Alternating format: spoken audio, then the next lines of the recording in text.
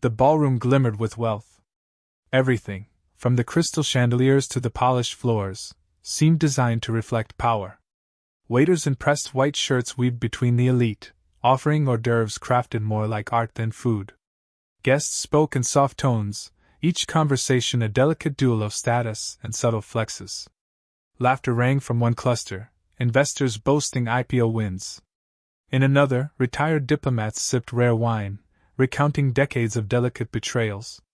It wasn't a place for amateurs. In the corner, behind a small silver podium, stood Amara. She wore the black uniform of an international hospitality intern. It was well-fitted but plain, her only accessory a silver name tag. Her dark brown skin glowed softly under the amber lighting, and her black braids were neatly tied in a bun at the nape of her neck.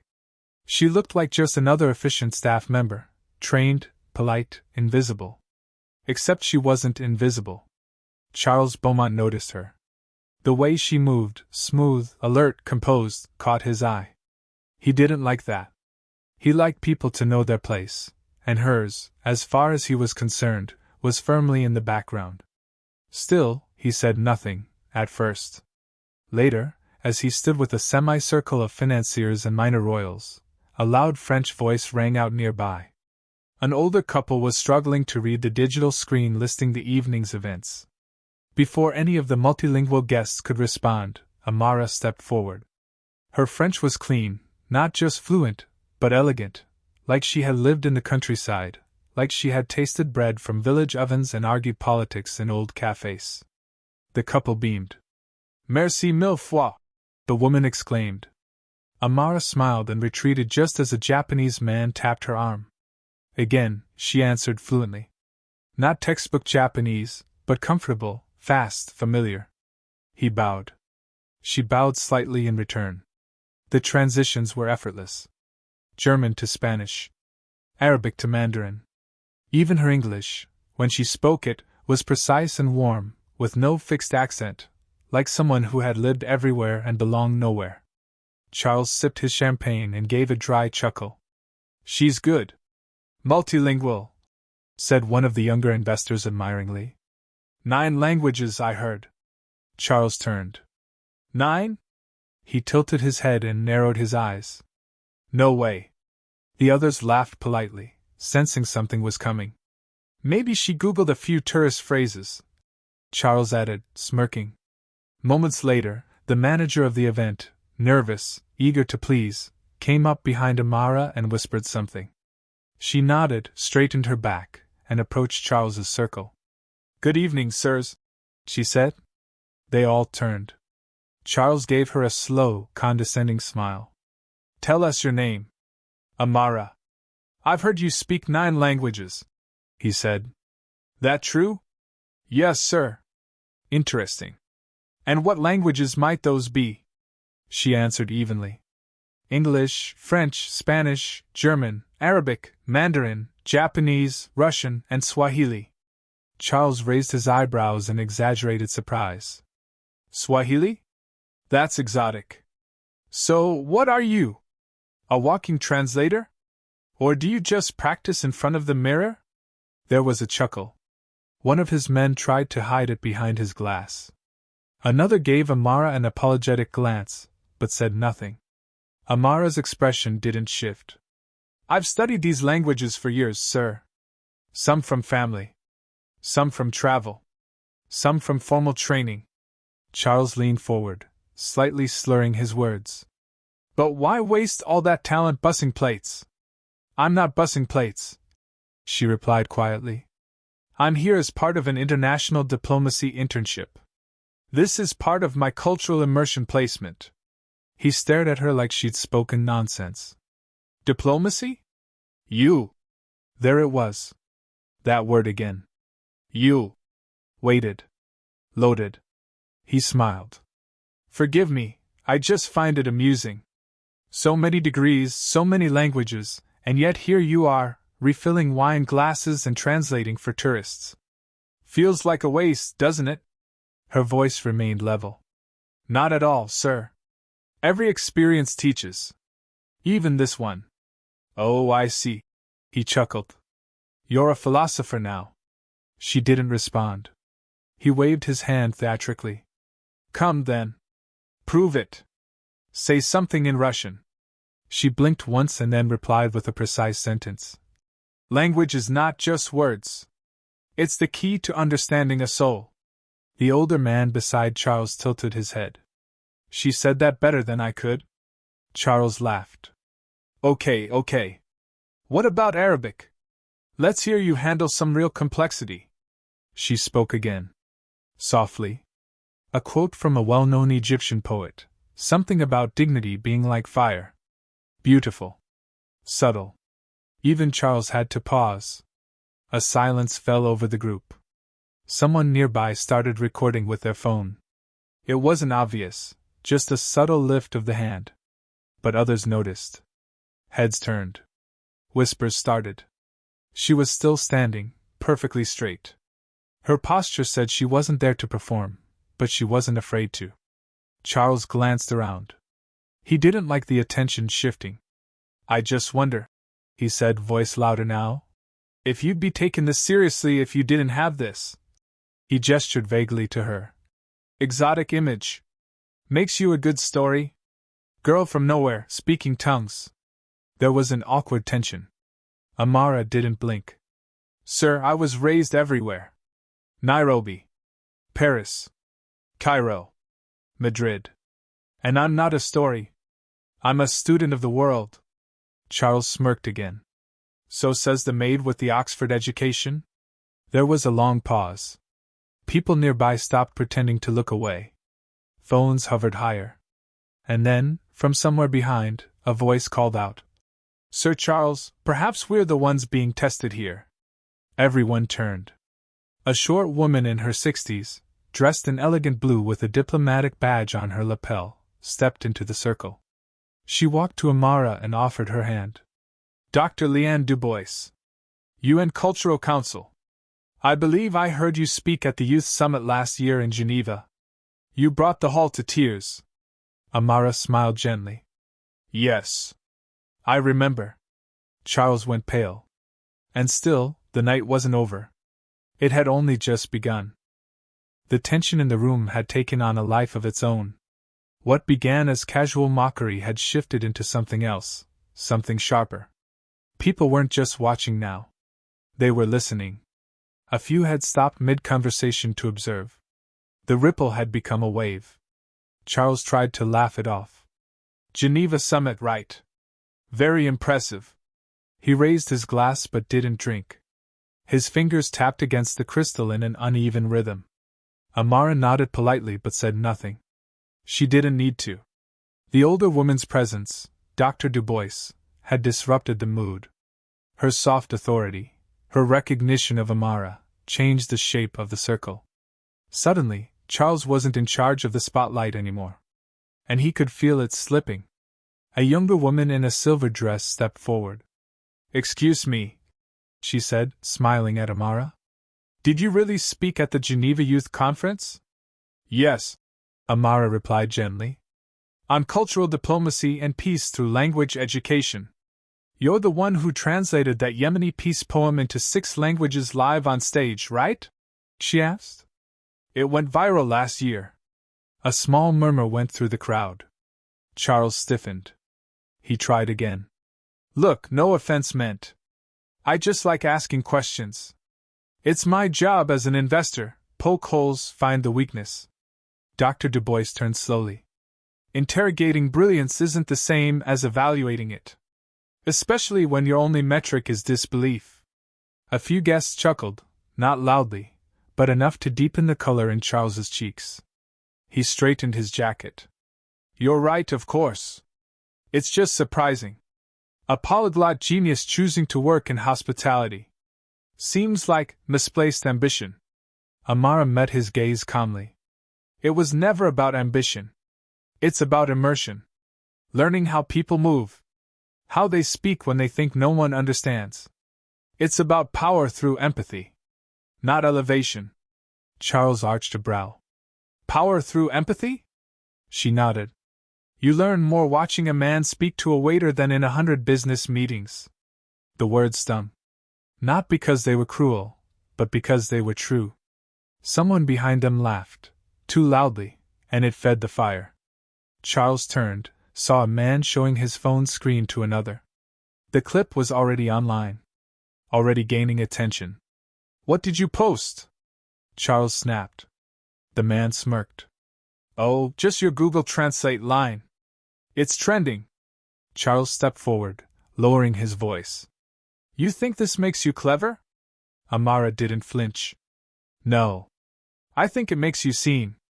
He stared at her like he wanted to say something cruel enough to sting, but Dr. Du Bois cut in again. "This young woman isn't just a linguistic prodigy," she said, her tone measured but firm. "She's one of the youngest fellows ever selected by the Global Multicultural Initiative. She's consulted on language rehabilitation programs in refugee camps, helped bridge cultural divides in conflict zones. And she does it with grace that you, frankly, could learn from." The crowd was no longer pretending to sip their drinks. They were fully tuned in. Charles looked around, feeling surrounded. Isolated. The spotlight had turned, and it burned. He tried one last jab. "You know what I think? I think all of this, your resume, your little performance, it's designed to provoke. It's political theater." Amara's voice was steady. "It's not a performance.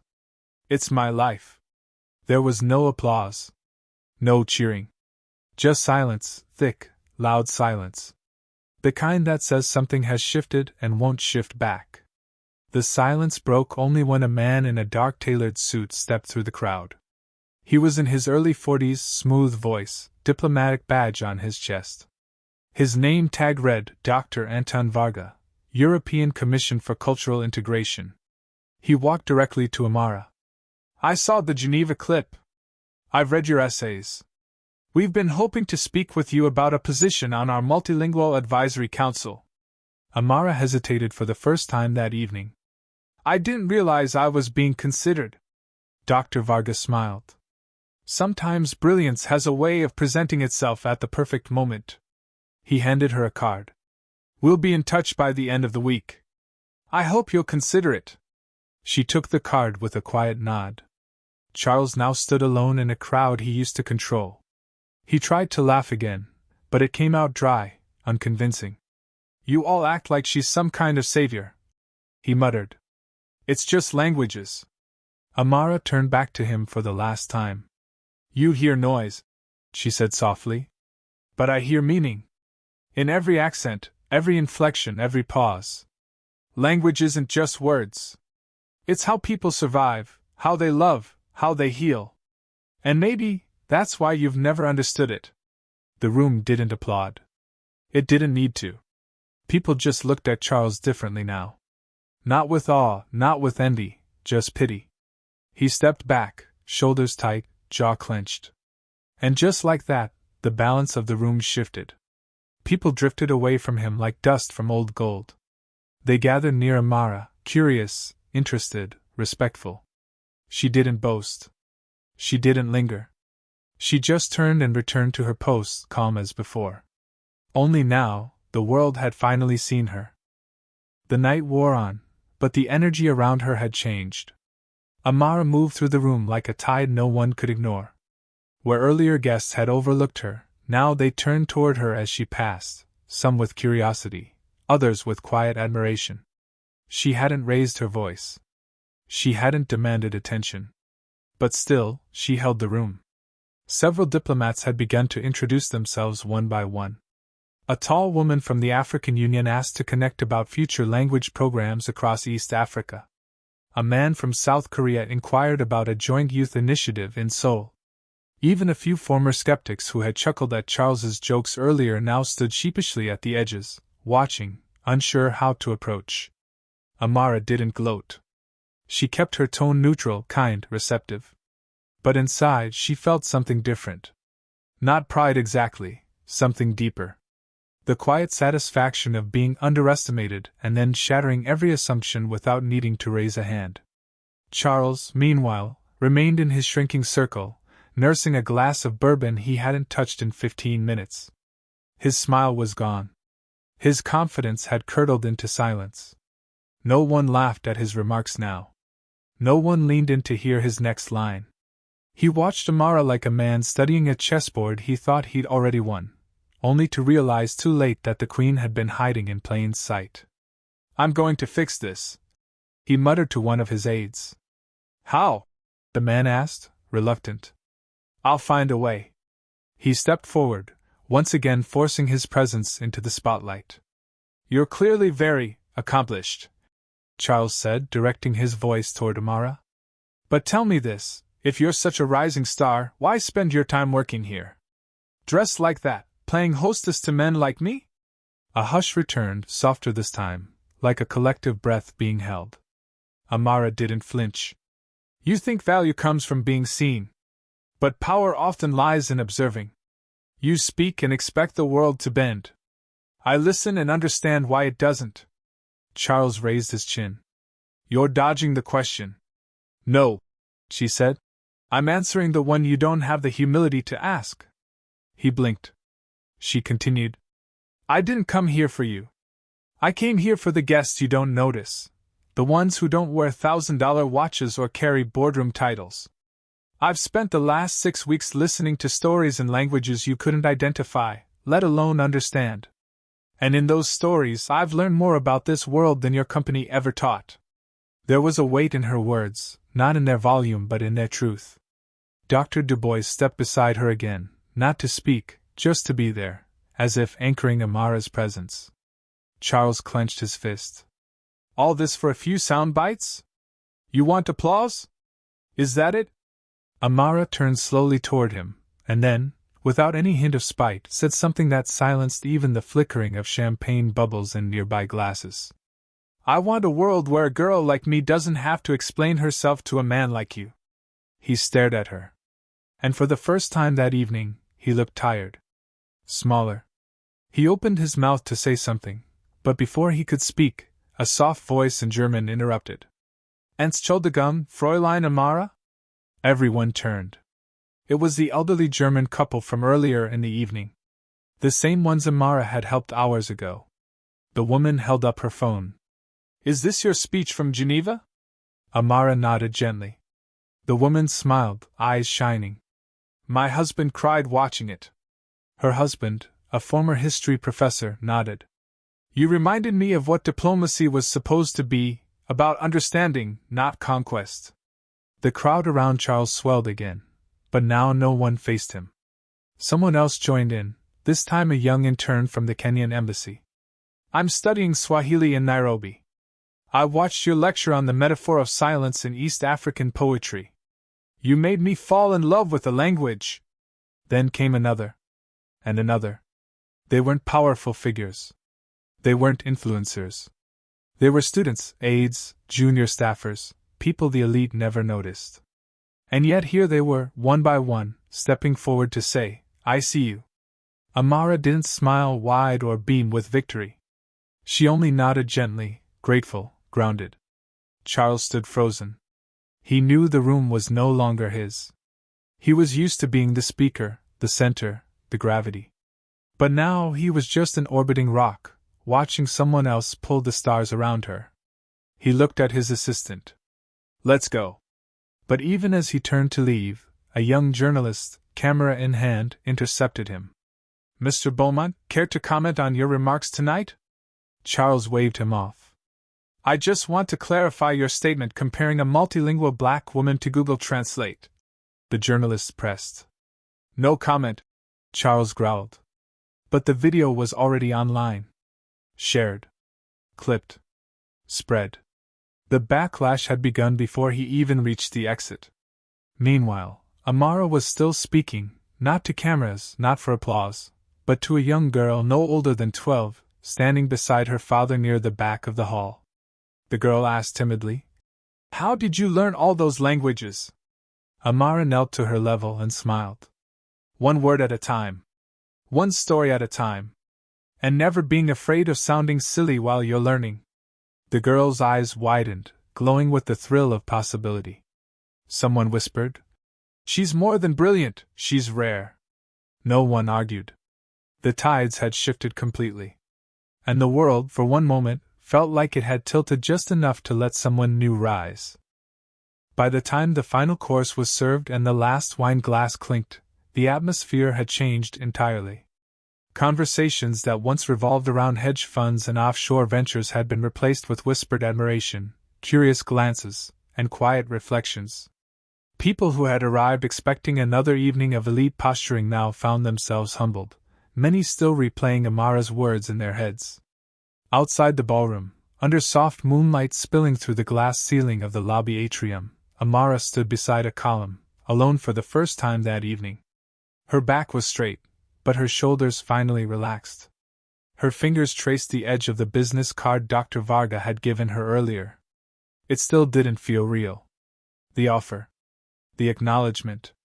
The way the entire night had turned from mockery to meaning. But even in the quiet, she could feel eyes on her.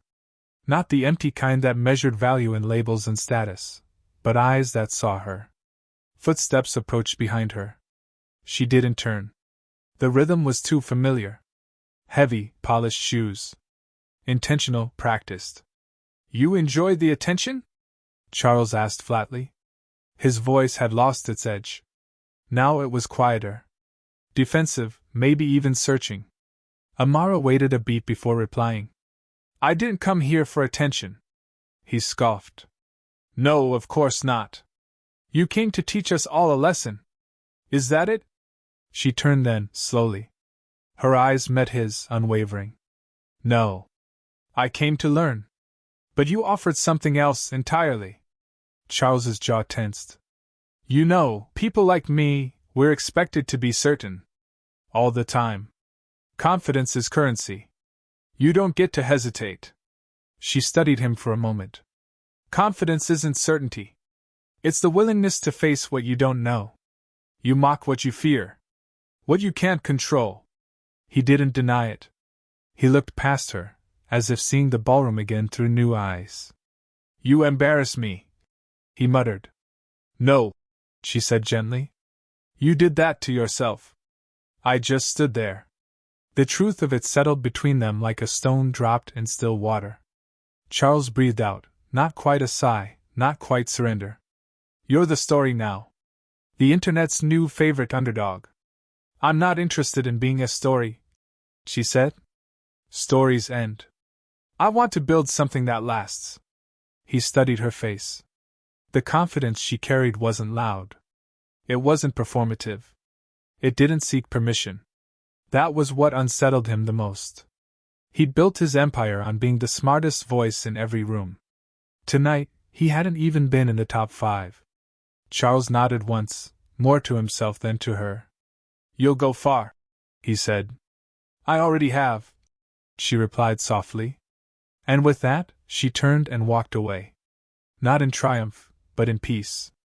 Inside the ballroom, the crowd had thinned. A few clusters remained, young interns now exchanging contacts, older diplomats talking with renewed sincerity, guests recalling phrases Amara had used in languages they barely understood.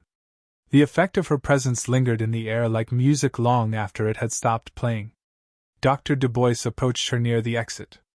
"I believe this was supposed to be your final evaluation, wasn't it?" Amara smiled. "Yes. Tonight concludes the program." "Well," Du Bois said, handing her a sealed envelope. "Consider it passed. With honors." She tucked the envelope into her clutch, grateful. "Thank you for stepping in earlier." "I didn't step in for you," Du Bois replied. "I stepped in for the truth. You just happened to carry it better than most ever could." They embraced briefly. Not stiff or ceremonial, but warm, like two people who recognized the long road behind each other. As Amara moved toward the exit, someone called out. It was the 12-year-old girl again, her voice shy but clear. "Will you really go to Geneva?" Amara turned and smiled. "If they'll have me." The girl lit up. "I want to speak 9 languages too." "You will," Amara said. "Just don't let anyone tell you how small you're allowed to dream." The girl's father mouthed, "Thank you," silently as Amara walked through the tall glass doors, disappearing into the cool night. Later that week, the clip of her linguistic dismantling of Charles Beaumont reached 25 million views. Think pieces poured in, elegance over ego, how one woman redefined respect in one night. Panels discussed diplomacy, bias, and brilliance. But Amara didn't watch the coverage. She had already packed her bags. When the letter from the European Commission arrived, official, embossed, welcoming her onto their advisory council, it came with a handwritten note from Dr. Varga. It read simply, "Sometimes history changes not through noise, but through clarity. Thank you for both." She smiled, folded the letter, and looked out the plane window toward Geneva. No hashtags.